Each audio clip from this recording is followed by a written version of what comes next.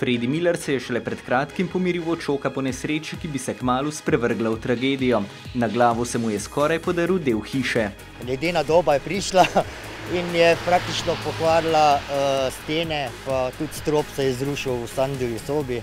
Marljiv Fredi, družina in prijatelji so imeli ogromno dela, saj je voda namočila vse stene. Danes je škar vredno, ko je moja tek pridna, da je dol čisto. Drugače je bilo že pesnivo, vse že ven. Uničeno je bilo skoraj vse, od pohištva do tehnike, a imeli so srečo v nesreči. Če bi takrat bil Sandi tu, to smo pol preračunali 5 ton materijala, ne? In bi se to usulo dol praktično, ne da je Bože, ampak bi fanta ubilo. Fredijevega sina Sandija je dogodek najbolj pretresel. Nekaj intervju smo imeli z očetom in ko je mama klica, sem prišel domov, sem videl, kako je to prav dole šlo, je livo dol.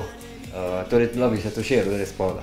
Popravila so skoraj pri koncu, pravi Fredi, pa vendar. Še malo cvikamo zaradi vode, ker še zunaj tale streha še ni fertik. In ko bo ta streha fertik, pol bom lahko mirno spal. Pod srečno zvezdo je rojena tudi Fredijeva žena.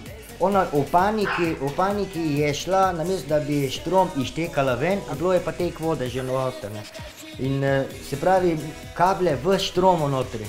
In če bi to prišlo do enega stika, bi jo lahko kmot ubil. Fredi je bil navdušen nad delavci, a ker je šef opazil njegovo zagnanost in veselje do dela, se mu obeta celo nova služba. Ja, verjetno, ker šef je videl, da obvladam to, da znam delati, plus tega so vsi delavci bili zadovoljni z mano. Fredi pa upa, da se mu kaj takega nikoli več ne pripeti.